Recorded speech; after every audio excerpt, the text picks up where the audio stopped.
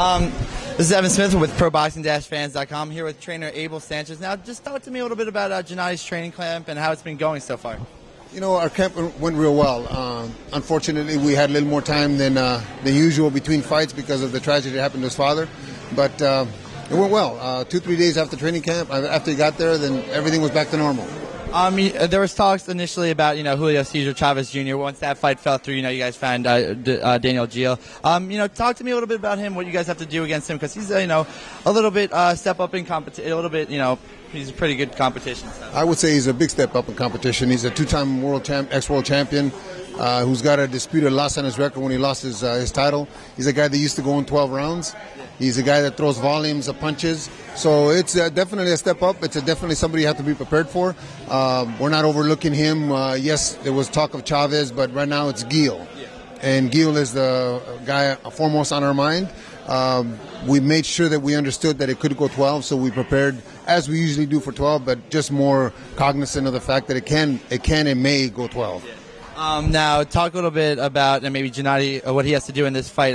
Cut off the ring, try to work that body. He's liked to do that so much in the past. Talk to me a little bit about that. Well, definitely. I think that a guy that is able to go 12 rounds, we need to slow him down. So we need to work his body, we need to work his arms, we need to slow his output out. But he definitely won't be able to stand still the first couple rounds for Gennady, because if he does, it'd be a short night. But so we expect for him to, I'm not going to say a run, we expect for him to box, because he's a very good boxer.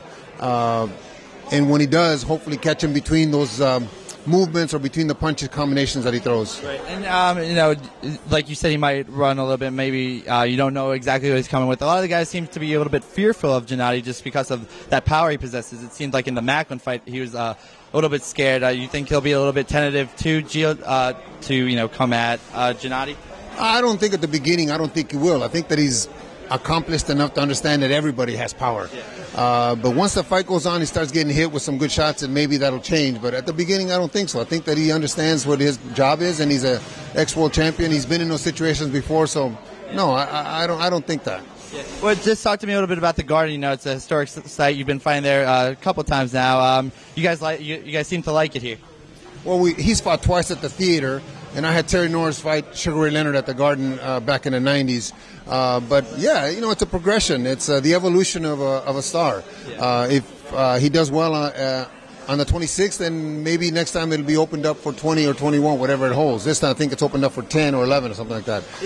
Talk a little bit about Gennadi's progression. Seems he kind of emerged on the spotlight with that Gabriel Rosado fight.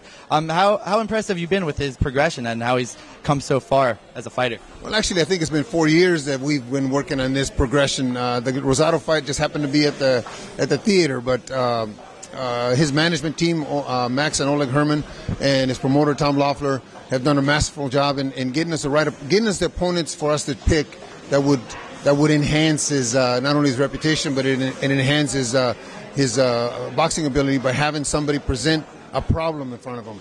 This is the kind of fights that I would want for my fighters, so that way we have to work for it. It's not going to be, the guy lays down or gets hit with a shot and is scared. This guy's hopefully going to come to fight, and if he does, we're going to be treated to a great fight. Okay. And lastly, I just want to, you talked about some other, competition now. It seems like a lot of fighters are scared of Gennady just a little bit, just because maybe of his recent knockout streak.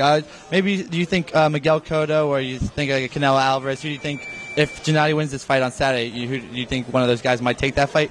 Well, I don't think they're scared. I think that this is a business, most of all, and they're trying to maximize whatever it is that they can maximize their potential and earning potential. And stepping through the ropes, I don't think any of them are scared.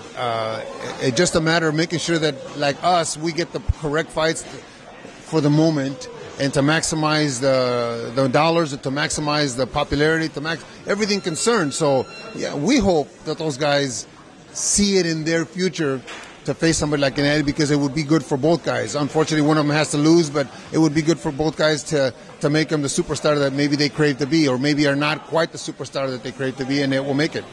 Great. Thank you so much, Abel. Appreciate that. Evan Smith for ProBoxing-Fans.com.